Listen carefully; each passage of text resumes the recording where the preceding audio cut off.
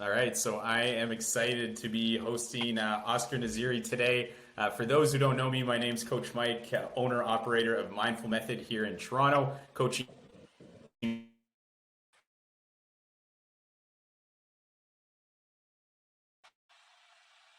Oscar and I met on a bike ride, riding in Hyde Park, and he has an awesome story to tell all about what he does with Athlete's Kitchen, a meal delivery service here in Toronto, which I use for some of my clients. And I wanted to chat with Oscar today to really hear his story and why he's fired up all about Athlete's Kitchen. So, Oscar, take it away. Thank you, Coach Mike. Thank you for inviting me and taking this time to explore Athlete's Kitchen and learn a little bit about Athlete's Kitchen and how we became about.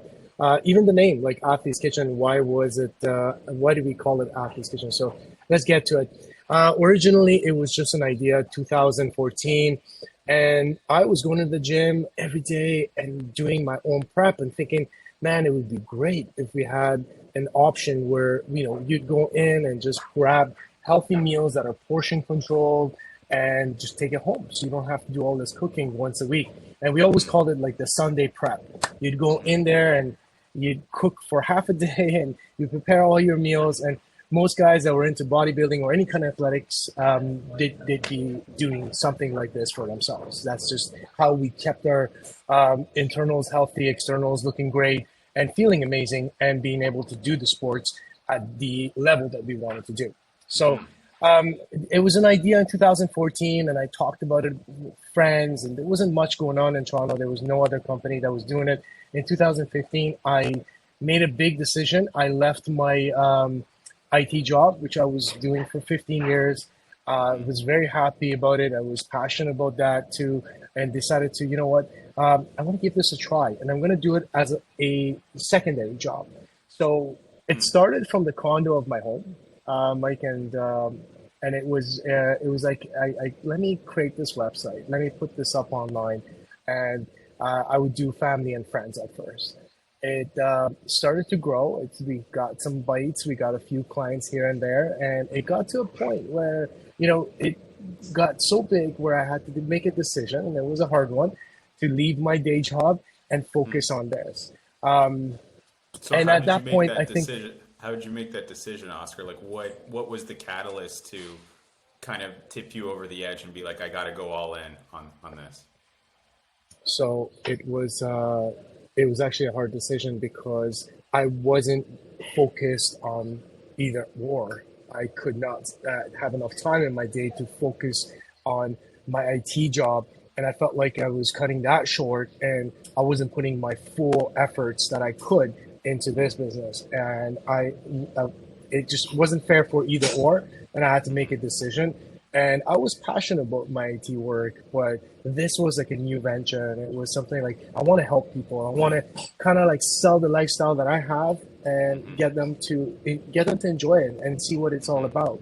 Like, as again, it was a hard decision, Mike, and I made that. I don't regret it. Every time I look forward, and I'm like, you know what? We've created a great product. We started with just the athlete meal plan, and here now, like, we have plant-based. We've got series of snacks and desserts. We've got bone broth. We've got the new paleo plan. I call it new paleo. It's our grain-free, legume-free plan. We've got a shredding meal plan that's, people want to do ketogenic, just eat very low carb and high fat. We've got that. And we got specialties. Lots have happened, and we've grown.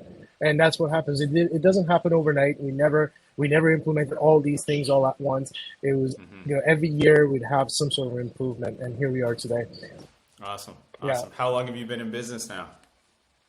Well, since 2015 we've launched it. We're in 2024, so super happy. We've achieved a lot, and I wanted to actually sort of mention that.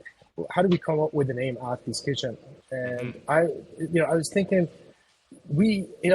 kitchen. It kind of tells you, okay, you're always like, where do the abs come from? Is it in the gym or is it in the kitchen? We always just say it happens in the kitchen. So, like, you know what? I'm taking that because most people are looking to get fit or feel a certain way by eating good, healthy meals, that, I got to put kitchen in there.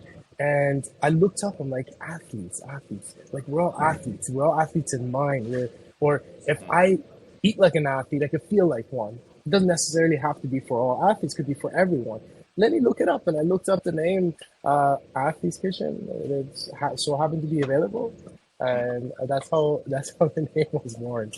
Awesome, Yeah. awesome. No, that's a great story. Tell me a little bit more about how you kind of source your food, how you come up with the meals. Yeah, we want to know. I'm curious about what goes on behind the scenes and how you've come up with, these breakdown of different meals for shredding, for paleo, for vegetarian. What goes into it? How did you come up with that? Of course, coach. So basically what we did was I originally just used to look up tons and tons of recipes. And if you look behind me, that I've got so many books on cooking and health and nutrition. So what I would do is I was in love with classical cooking, and I didn't want to stop. I know if you're in a restaurant, you'd have a theme, whether if it's Italian, Chinese, whatever have you, you'd have to have a theme. You can't have a world cuisine. Where I looked at classical cooking from all different cultures, and I'm like, I'm looking at their recipes and looking at the ingredients that are in there, and we could definitely take certain things out that are unhealthy and substitute them for what is healthy. So here at Athlete's Kitchen, we're gluten free, we're soy free, and I wouldn't say dairy free just because we do use ghee, clarified butter on certain products. So I'd say lactose free. And Okay.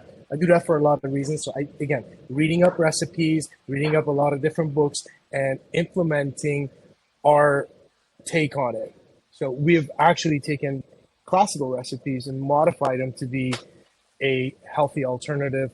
And that's how I've done the menu planning. Right now, over the years, things have changed, and I work with chefs. I have three chefs here that I work with, my Awesome. executive chef. We bounce back ideas, and also I've got a nutritionist that I bounce back in ideas in terms of food pairing. Okay, like what do we do? Like I've got too much vitamin K, like there's too in the greens. Okay, we need to figure out how to balance this, right? So not only macros are extremely important, but micronutrients are just as important to me when coming up with a recipe. And recipes have to be tested. When we do test them, there's series of tests that we go through. For example, it's definitely flavors number one. We have to make sure that they taste great. And second, make sure they're balanced in terms of macros and micros. And lastly, I would look at, all right, so how are we going to pack this thing? What's the shelf life going to look like? So we do a lot of testing in terms of leaving it in the fridge and waiting after like 6 to 7 days, see how that turns out. Sometimes the cooking has to be adjusted in order for us to get that outcome that we want. Now that we're sealing our meals, we're vacuum sealing them. They come in this biodegradable tray. And even the plastic film that looks like plastic but isn't plastic is a vegetable-based product. So the entire product is a biodegradable product. I feel great about it. And one of the things is that even if you were to use a microwave, you just peel the corner edge, place it in your microwave. It creates like this balloon effect, that film. And that allows it to not have microwave burn, especially if you got pastas that kind of dry out in the corner edge. Yeah. You could definitely use an oven. So yeah, kind of carried over here, but in What's terms the of shelf life? recipes and testing it. What's the shelf life, Oscar, for those now? So the true shelf life that we tested for is about 12 days. Now that's not 12 something days. that I Okay. do advertise. I advertise Yeah. 6 days.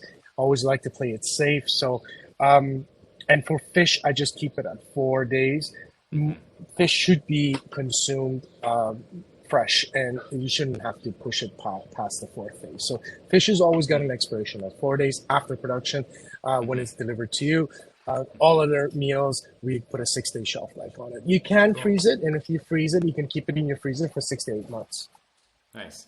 Can you maybe share, let's rewind, you mentioned you took some classic meals and made them a little bit more modern, maybe tastier. What are a few of your favorite ones? I know I've tried a fair share of them and absolutely love them, but I want to hear from you. Amazing. What are some of the favorites, maybe from the people that are ordering, your clients ordering the deliveries? Definitely. If I was to choose a chicken thigh dish, I would definitely go with a coconut butter chicken. So what's different about it? It's actually the base is coconut, and then that's where that butter comes from, right? Hmm. So coconut butter chicken is definitely an amazing product. And if I was to do something, let's just say like a different part of the world, Italian meatballs, and those Italian meatballs are just phenomenal, cooked in the tomato sauce. And Hmm. every sauce that we have here, just I wanted to kind of tell you that it's created from fresh from scratch. Amazing. The base is always our bone broth that we make in house. So we do a chicken bone broth and we do a beef bone broth. So I've had all of it that. and I love it. That's your Yeah. starting. Yeah, the bone Amazing. broths. Yeah. I'm Yeah. a big fan of the bone broth, and I think especially Canadians in the wintertime right now, it's just super healing.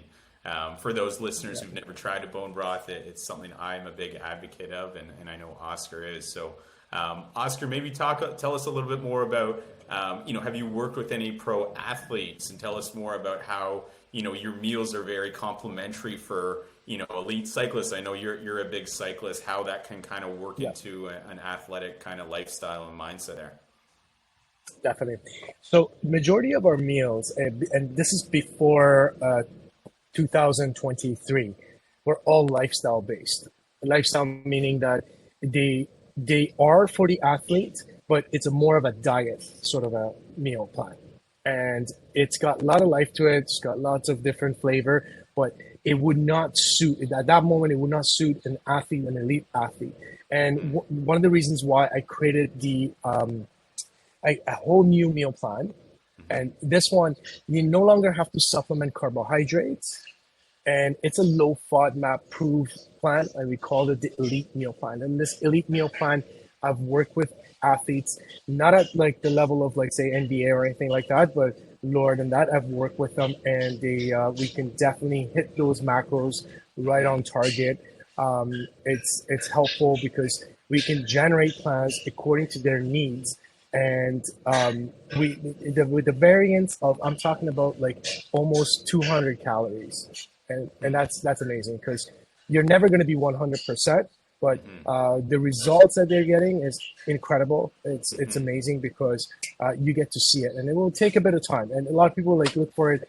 You know what? I get on this plan, and am I going to feel it immediately next week? No. You have to give these things a chance. You have to give it a time, get it to Hmm. work in there.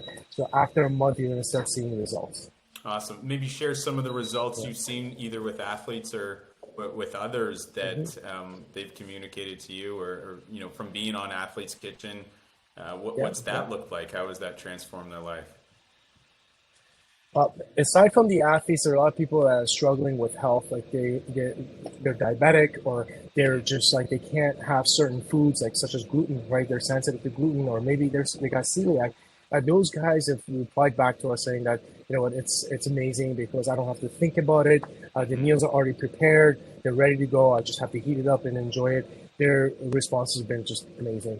They're so happy. They're happy with the service. And I'm just pleased that we can do this and that we've created these restrictions because there's a lot of other companies out there and they do general food. Some have restrictions, but I feel like we've kind of restricted ourselves. Okay, let's opt you out on the soy. Let's opt you out on the gluten and Hmm. be very specific in terms of we got organic meals. We got a lot of organic items. And this is a question that's come up, Mike. I gotta put it out there. A lot of people ask, "Is everything that you produce organic?" No, that's not. No, not everything is organic, and it's very, very hard to get everything organic. The Hmm. amount of vegetables that we use, um, I couldn't say almost it's impossible to get it all organic unless I minimize the menu and only source like 3 to 4 products. Then I could potentially do it. So, but our concept is that sustainable. We want to get sustainable products. We want to get Hmm. products that we always say your health comes first, right? Hmm. If I can get this product in organic, I will. Our meats, it's important. We got to get those organic. Vegetables, the main ones that, the broccolis and the things that, you need to get organic. We get those, but if I can't look at like the herbs and things, little things, it's just impossible to get. So, yeah, I And wanted to touch where base on that too. I'm curious, and I'm sure others are. Where do you typically source your meats from? Where are they coming from? Or you're finding them? Majority of them are from actually our own country here. Sometimes I do have to import stuff from New Zealand, and if it does come in, it's the product is actually very, very nice. You'll find it's a little bit more gamey because they're finished. For example, the beef is finished with grass as well. Okay. And where in Canada they might finish it with barley at the end and with some potatoes to get extra little layer of fat for it to be tasty. Awesome. And maybe I'm very curious, and I'm sure others are. Tell us a little bit, a day in the life of Oscar. What do your meals look like? How do you fuel when you're in, let's say, your peak cycling season? What does a day in the life look like for Oscar in terms of what you're eating and how you fuel as an athlete? Of course, and that's interesting. So, a lot of times that I'm preparing meals for myself, I'm lucky. I got the kitchen, right? So, I am usually on my 3 or 4 meals per day. I do a breakfast. If I want to fast, I'll do like a full-on fast. I don't do the intermittent fasting. I used to, but not anymore. I like to make sure that there's always something in my system at all times, definitely for cycling. So I do about 4 meals. I do the breakfast. I do athlete, but I stick with the smaller meals during the evening, and during the midday, I do the larger meals. And one of my meals is the elite meal plan. So if I am going, let's just say I got a big cycling thing happening tomorrow, I'm going to make sure that I feed my system tons and tons of carbs the night prior, and the next day I'm totally ready and I'm never going to be empty. And during my cycling, I don't really actually eat. It's usually afterwards. And before cycling, it's always going to be something very light. Thing is that we operate on sugars and we operate on salt when we're on the bike actually. So it's a little bit different. So there's going to be a lot of liquid calories that we're going to consume during bike, but after it, we do consume a full-on meal. Awesome. And you mentioned so fueling with carbs the night before if you have a big ride planned the next day. And I know I've heard it a lot is the typical person's thinking, I want to cut carbs to lose body fat and lose belly fat. So, you as an athlete, when you're fueling the night before and you mentioned carbs, give us an idea for those who are not familiar with the breakdown of protein, carbs, and fats of what good carbs look like to Oscar and how he can fuel himself for a bike ride. Of course, Coach. I actually disagree. A lot of people are against carbs, and I don't think this is right. This is how it works, basically, in my mind. We've got carbohydrates and we've got fats. These two are sources of energy, right? Protein, on the other hand, that's for cell growth. That's for building, right? That's to maintain your muscle mass, and you need to always get that. That's a king macro that I would always try to bang on. If not, I just try to go even over if I can by a little bit, right? That's to ensure that you don't lose muscle. But carbohydrates, I believe that carbohydrates, you can have crappy carbs. Yes, you can have a bag of chips, right? And that's terrible. That's actually full of fat and processed foods. There's probably some sort of preservative inside it that's not good for you. So for me, I have zero problems with carbs as long as I'm counting them. Now, if I'm high on fat, let's just say I'm running majority on fat, I'm going to lower my carbs. But I find it with the sport that I run and cycling, if I'm doing running or any kind of a sport like that, I run better with carbs. Carbs are fast source of fuel. They'll give you energy. They'll give you that spark. Where fat, on the other hand, is very, very slow. I'm not going to be very effective if I'm on fats and I'm riding. So I opt out on the carbs. And what are a good source of carbs? Potatoes. Plain old potatoes. Rice is a great source of carb.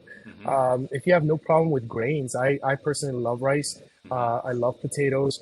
Any type of potato. People are like, oh, sweet potato is so much better than white potato. They both have benefits, and I think that we just have to figure out what works best for us. And every individual is different. And I maybe white potatoes work really well for me. Where Coach Mike's like, I eat sweet potatoes and sweet potatoes work well, and I feel like I get the best performance out of sweet potatoes. Whatever you like. Night before, we have a roasted vegetable salad actually here, and it's honestly lovely because you'll get beets and sweet potatoes, and you get all kinds of different vegetables, and they all vegetables have carbohydrates in them, by the way, even your greens. That's another thing I wanted to mention. People are like, I only eat greens and I get no carbs. No, no, no, they got carbs in them. So you get a nice mix of different types of carbs and micronutrients from all the different ones too. Another one that I should mention is beets. Beets are excellent for cycling or anyone that's into any kind of like activity that requires them to run or be super active, like soccer or whatever sport that you're in, right? Beets are excellent for you. Awesome. Awesome. Thanks for sharing that. Yeah. Yeah. Of It's course. making me hungry. Yeah. No, I definitely want to try more of your meals. And, for those maybe considering Athlete's Kitchen, what could a typical week look like in terms of food, or, if I'm short on time, if I don't have time to cook or get groceries, is Athlete's Kitchen a great solution to help me kind of in these busy seasons of my life? How would you respond to that? Excellent, coach. We have clients that use us just for the times that they're super busy. Like they love cooking. I love cooking too, right? And I understand that. But so if you want to set that up, we have two deliveries. We have a delivery on a Wednesday, and those are generally your meals for Thursday, Friday, and Saturday. And if you want to cover your Sunday, by all means, you can. And then we have a delivery on Sunday, which will cover your Monday, Tuesday, and Wednesday. Mind you, our meals now, you can, because they're vacuum sealed, you can order once a week if you wanted to and have the meals for the entire week. The shelf life is gone up now. So I would say a typical meal plan for anyone. Our general rule of thumb is you got to order 6 meals in order to get the package. So it's like 2 meals a day if you think about it, and if you're ordering twice a week, right? Okay. And 2 meals twice a week would be maybe a lunch and dinner, or perhaps maybe breakfast and lunch, or maybe you and your partner want to kind of share that and have the same things. You guys can have dinner together, right? You don't have to use this for the entire plan, although it would be very beneficial if you're counting macros and you wanted to achieve your goals to go on the full plan rather than doing partial of the plan. So we have clients that do 3 to 4 meals, kind of like myself, and we have people that just do 2 meals a plan, or some people that just share the plan amongst their peers, right? Awesome. And what's maybe, I think more and more meal delivery services are becoming more and more popular, as many people just don't like to cook. It's convenient. They don't have to do the grocery shopping. Easy. What's maybe a big differentiator from Athlete's Kitchen, that you can see out there on the market of, the wide variety of other kind of companies locally, and I don't know too many abroad that do similar to Athlete's Kitchen, but yeah, what's maybe a couple things as to why Athlete's Kitchen stands out? Of course. Thank you, Coach, for asking that question. It's a neat question. And like I always say, we put your health as our number one priority. So that means that organic ingredients, and we use a ton of it. Portion control. Some meals you'll get online, and I look at them, the macros are just not really anything that it's similar to just buying from a restaurant or getting Uber Eats at home. So this is different. This is a different concept. We have a large portion and a small portion. Macros are very important to us. Micronutrients are just as important to us. Food pairing is very important to us. Again, gluten-free, soy-free, lactose-free, across the board. We don't use any nuts in any of our meal plans except for our sweet breakfast and our snacks. So if you cannot consume, or you have someone in the house that can't have any nuts around them, it's great. You can use Athlete's Kitchen, and it's fully cooked, ready to go. There's a lot of other options out there that are similar, but I think this kind of makes us stand out. And we have a rotating menu. What's something I didn't mention is that we've got 11 menu options, and this takes you well over 300 meals. Wow. That's from amazing. different parts of the world. Yeah. And every time you get online, you select a delivery date, it's a different menu option. 11 menus will take you well over a month to see it all. You'll see 2 menus every week, Wednesday and Sunday. So plenty of options. And, I think we are one of the originals in Toronto. So we've kind of tested the market, and we know what's involved and what people really love to see.